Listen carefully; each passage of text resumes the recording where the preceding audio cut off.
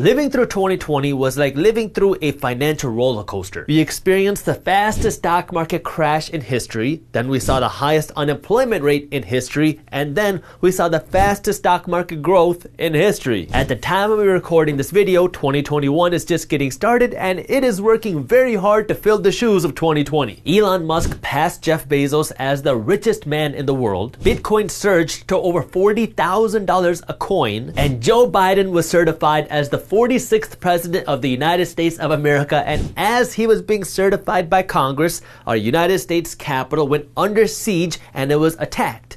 And as the United States Capitol was getting attacked, the stock market broke a new record high. I have said this time and time again on YouTube, but I don't have a crystal ball. So it is impossible for me or anybody to try to predict what's gonna happen in 2021, but I can almost guarantee that economically and financially, 2021 is going to be a crazy year. But I do spend a lot of time studying what's going on in the economy and in the financial world, which is why I want to give you my thoughts on what's happening in the economy, the stock market, and the real estate market, and what you can kind of expect in 2021. So that's what I'm going to be going over in this video, so make sure you watch this video until the end. But before we get into that, I need you to do me a quick favor and smash that thumbs up button below, because the way the YouTube algorithm works, if you do not smash that thumbs up button, then YouTube is much less likely to show you and other people our financial news and education videos. I'm going to start by talking about the overall economy, and then I'm going to get into the stock market, and then I'm going to get into the real estate market. An easy way to test the health of our overall economy is by looking at the strength of our job market. Our economy relies on spending.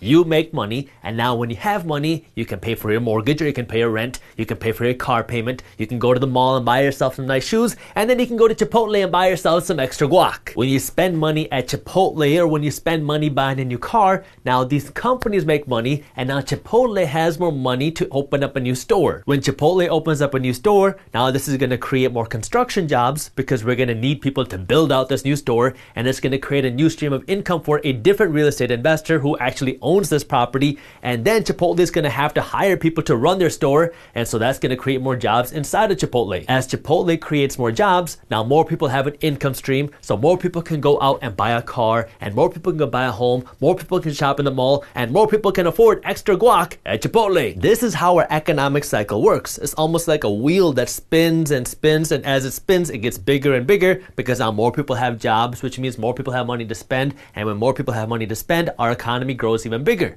But the whole system relies on people spending money, because if people don't have money to spend, then they can't spend, and now the whole system fails. If you don't have a job, now you can't afford to go out and eat at Chipotle, let alone buy extra guac, and you can't afford your car payment, you can't afford your rent or your mortgage payment, and you don't have money to go to the mall and start shopping. Now, if you don't have a job and you are not spending your money, then what happens is people who do have a job stop spending their money too, because now everybody else is getting worried about us entering a recession. Because if you're not spending money, then our economy is slowing down, and if people are worried about us entering a recession, then people stop spending money and they start saving money to protect them against a recession. So when our economy is growing, then things compound, which helps the economy grow even faster.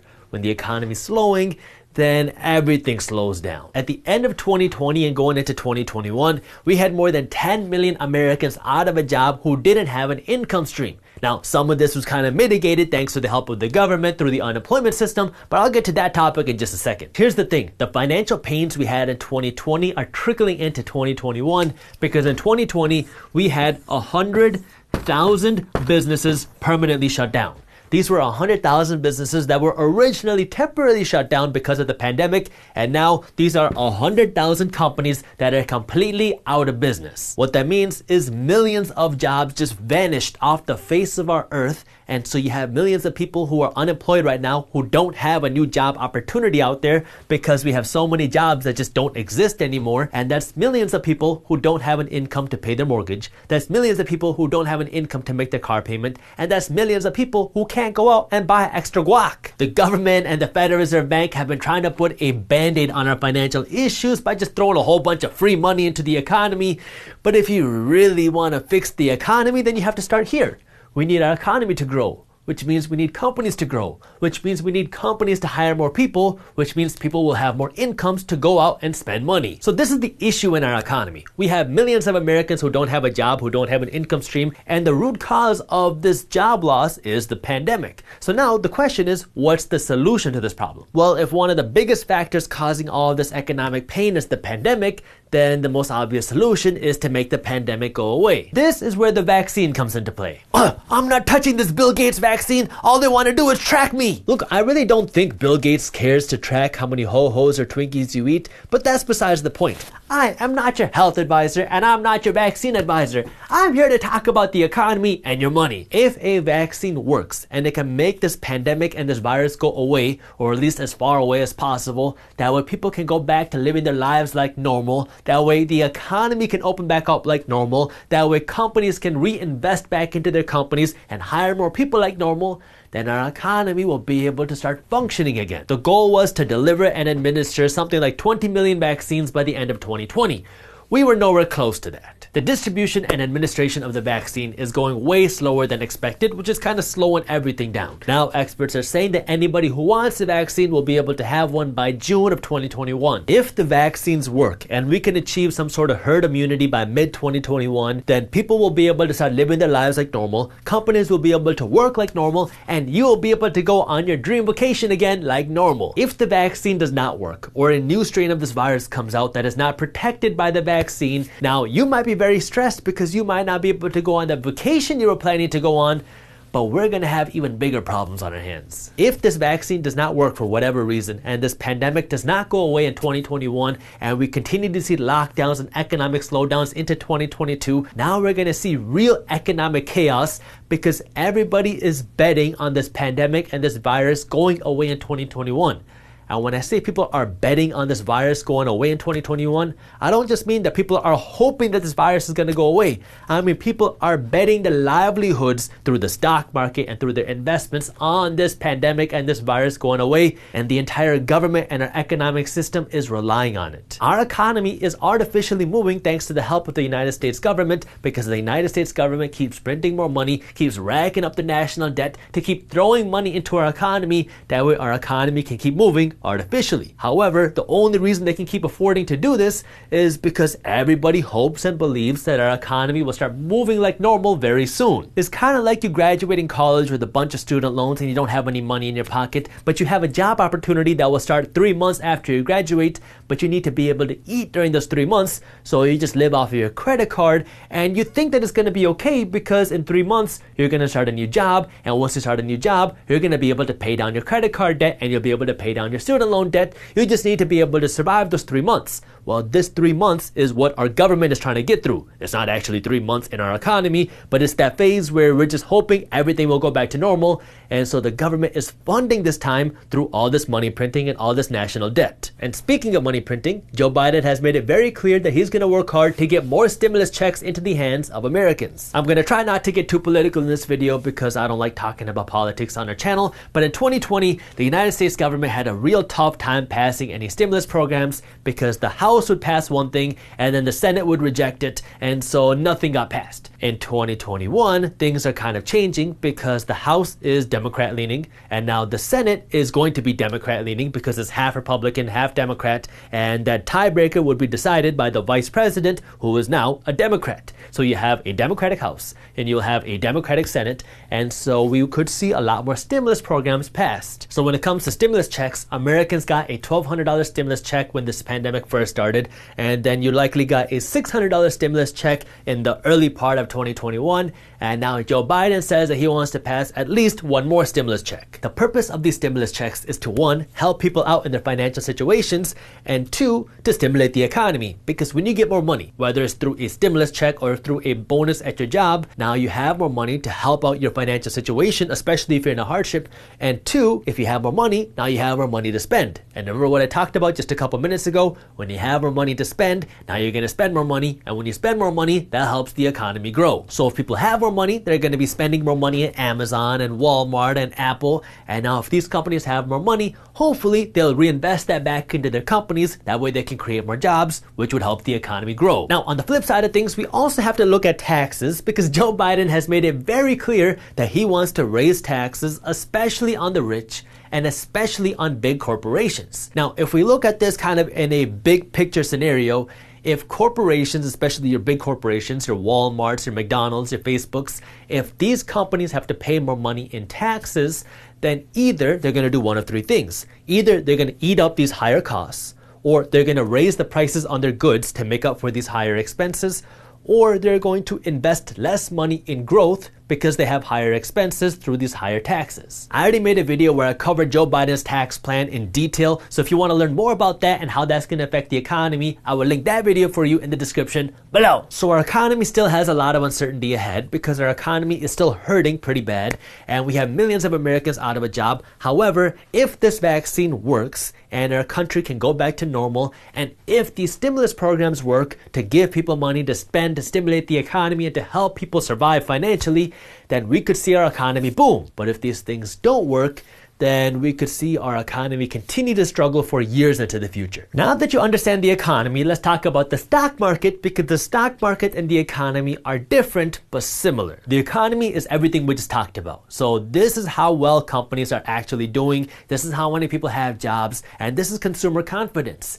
The stock market, on the other hand, is where you can go and bet your money based off of how good you think the economy is going to do in the future. If you think the economy is going to boom in the future, then you'd be willing to put your money in the stock market because now you're betting on the future economic growth. If you don't think the economy is going to do good in the future, then you're not going to put any money in the stock market, or you would short the stock market because you're betting against the future of the economy. The stock market is a place where you can go to buy or sell little pieces of ownership called shares of companies that make up our economy. So if you go to the stock market and you buy one share of the Amazon company, now you're one of the owners of the Amazon company and you get to share in the Amazon profits. You need to start by understanding what pushes the stock market up or down, and this is where people will give you a traditional MBA answer, which is something like, as companies make more money, their profits and their revenues grow, and as their profits and their revenues grow, now their market capitalization is higher, and as their market capitalization grows, then people will be more interested in buying their stock, and that will push the stock market higher. That answer is true, but it's not exactly right. At the very, very core, the thing that makes a stock go up or go down is not just how much money a company makes, or how much profit they have, or how fast they're growing, or who their CEO is. It's how much somebody else is willing to pay for their stock. If you go out and you start this guacamole company and you create this delicious guacamole and you are selling this guacamole all over the place and you're getting a ton of sales and you think that your company's worth $1 million based off of all your sales and your profit, but nobody's willing to pay you $1 million for your company, the most anybody's willing to pay you is $500,000 for your company, then what is your company really worth? $1 million or $500,000? Well, your company is only worth what somebody else is willing to pay. And if the most somebody's willing to pay for your company is $500,000, then your company is only worth $500,000, even though you think it should be worth $1 million. Maybe somebody will come along and pay you $1 million in the future, but right now it's only worth $500,000 because that's the most that anybody's willing to pay for it. It's the exact same thing in the stock market. I mean, you can look at how much money a company's making and how fast their profits are growing and who their CEO is, and all of these things are important, and you need to look at these things. But at the end of the day, right now, the price of a stock depends on how much somebody else is willing to pay for that stock. All right, let's go back to the whiteboard to understand how this works, because you need to understand supply and demand to understand stock prices. At the core, you need to understand the demand side of things when it comes to the stock market, because when you have a lot of buyers for a stock or for stocks in general, now buyers are going to be fighting each other for a stock. So if a stock is trading at $100 a share and 5 people want to buy it, now one person might offer $100, another person might offer $100.05, somebody else might offer $100.10, and this pushes the price of a stock up. So when you have more buyers, this pushes the stock market up. But when you don't have a lot of buyers out there, because either people don't have money to invest in the stock market or people don't want to invest in the stock market, now it's the sellers who are fighting against each other to attract a buyer. And so now if you are a seller and you're selling a stock for $100 a share, but nobody wants to buy it, Now you might bring it down to $99 a share or $98 a share until you can attract a buyer.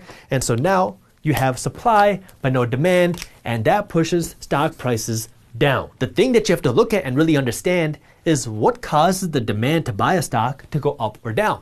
Well, the first thing is how well a company is doing. This goes back to what we just talked about. If a company is making more profits, or if a company is growing really well, or if the CEO is really good, this can bring more demand to want to own the stock because people think, oh wow, this company's making a lot of money, or I think this company is going to make a whole lot more money in the future, and so I want to buy it because I want to own a piece of the action. So if a company's doing really good and you've seen the company grow, then people will want to own it, and this brings more demand into that stock. The second thing which affects stock market demand, which isn't as obvious, is how much money is out there in circulation.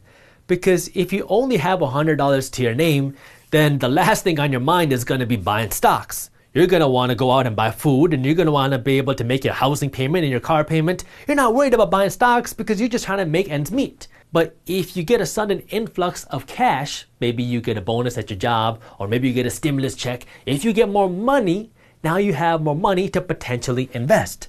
And so when there's more dollars out in circulation, this can create more demand in the stock market because people have more money to throw into the stock market. And I should also mention how interest rates play a part in this too, because if you are a company and you're trying to grow, but you just don't have enough cash to continue growing, well, now you can go out and borrow millions and millions and millions of dollars and pay next to nothing in interest on that money because our interest rates are lower than we've ever seen before. Now you have a sudden influx of cash through the help of the bank that you can use, and now you can use this cash to grow your company. And now if your company grows a whole lot more bigger, people want to own your company because they see how fast you're growing. And on the flip side, if you are an institution, you can go out and borrow hundreds of millions of dollars, pay like 3% a year in interest, and throw this money back into the stock market, because if your money can grow at 5% a year, which is a very moderate return, well, now you just go and pay 3% to the bank and you keep the spread for yourself. So if companies are growing and they're making more money, this creates more intrinsic demand because people will want to be a part of this growth, and they will want to own stocks because they want to grow with the companies. And on the flip side, when there's more money in the economy, whether it's through all this money printing or whether it's through low interest rates, this creates more cash in the economic system, which can flow into the stock market, which can create more demand. This is where things get really tricky, because thus far everything that I have said is good news for the stock market. However, on the flip side of things, the valuations of companies in the stock market are higher than we have ever seen. To give you the most extreme example of this, we can look at Tesla, everyone's favorite. So Tesla, at the time of me recording this video, is trading for 1,500 times earnings. If I translate what that means, let's say you started a business and over the course of the year, you made $1,000. That's it. You made $1,000 in your company. And if you sold your company at 1,500 times earnings, that means you would be able to sell your $1,000 company to somebody else for $1.5 million. Now, realistically speaking, if you started a company and you made $1,000, chances are nobody's going to be willing to pay you $1.5 million for that. However, Tesla is selling for 1,500 times earnings. That means every time Tesla makes $1,000, somebody's willing to pay them an extra $1.5 million for the entire valuation or market capitalization of the company. Now, from a value perspective, this makes absolutely no sense. You would never invest in a company at 1,500 times earnings as a value investor. But many people are not buying Tesla and companies from a value perspective. They're buying it for more speculative reasons. They think that this company will create new products in the future. They think that it's going to have more market share in the future. They think that these companies are going to grow way bigger in the future. And because of what they think is going to happen in the future, they're buying today. That's why people keep saying that this is the most expensive stock market in history. It's not just because the stock prices are high. It's because the valuations of companies are high.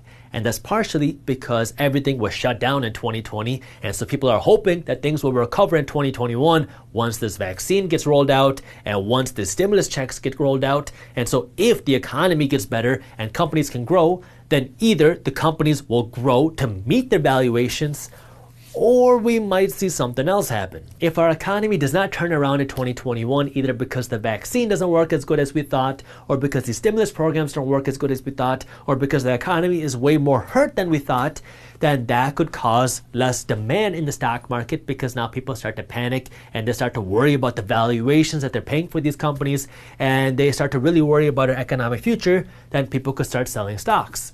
On the flip side, as long as there's money out there and people are throwing their money into the stock market, whether it's their own money from their jobs, or whether it's stimulus check money, or whether it's money from these low interest rates, then that would keep pushing stocks higher. This is something you really need to pay attention to in 2021 when it comes to the stock market. You need to pay attention to companies. How much money is a company actually making? How well are they doing? What is the valuation of a company? You need to understand what you're buying. And then on the flip side of things, you need to pay attention to how much money is actually out there. Because if we get to the point where everyone's money is in the stock market and there's no more money left on the sidelines to go into the stock market, now there can't be any more demand because all the money is in the stock market. And if money can't keep pouring in, then the stock market has to come down because now you don't have any more buyers. Third, let's talk about the real estate market and the housing market, because the real estate market saw record-breaking growth in 2020. Just like the stock market, prices of real estate depend on supply and demand.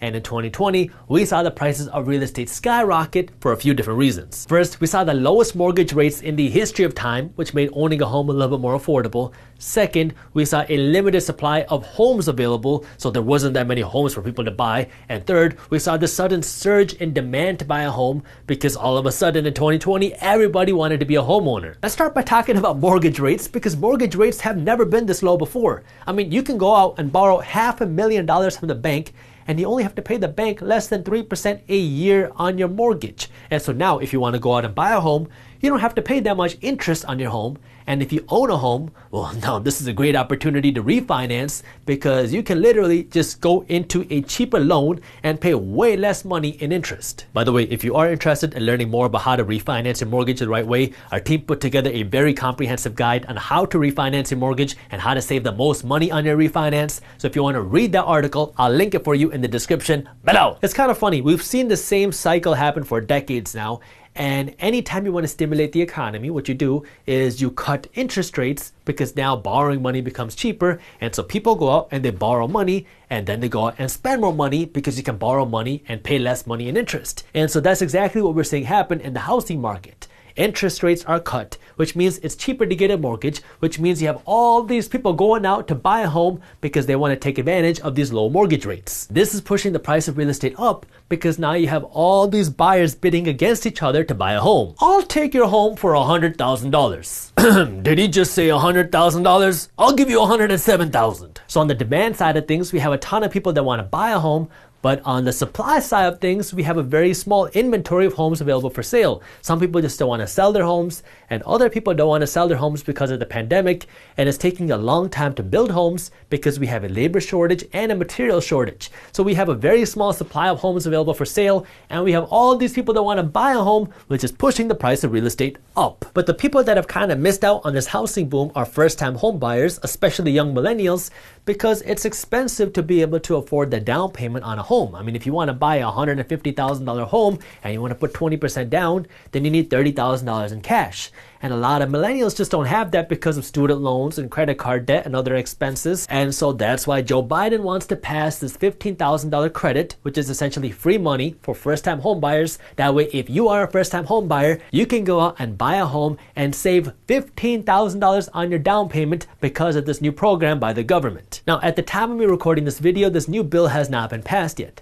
But if this bill gets passed, and first-time home buyers get a $15,000 credit to buy a home, then what you're probably going to see happen is a whole new wave of buyers enter the market. And if you see this new wave of buyers enter the market, then chances are we're going to continue to see the housing market boom, because money will just keep flowing into real estate, because now you have a whole new wave of buyers buying homes. So the things that you want to pay attention to in the real estate market going forward are interest rates, because if interest rates stay low, and it looks like they're going to stay low for years into the future, then people will stay incentivized to go out and buy a home and refinance their homes. And then you want to look at the inventory of homes available for sale, because if you continue to see a housing shortage, then that could keep home prices inflated. And then you got to look at home demand, because if we see this $15,000 credit get passed, chances are that demand to own a home is going to go through the roof, and that would push home prices even higher. If on the flip side, the economy takes a turn for the worse and people lose their jobs and people can't afford their mortgage payments and people can't afford to buy a new home, then we could see the housing market really slow down. But real estate really is the backbone of America, which is why the government and the Fed are working so hard to keep home prices going up.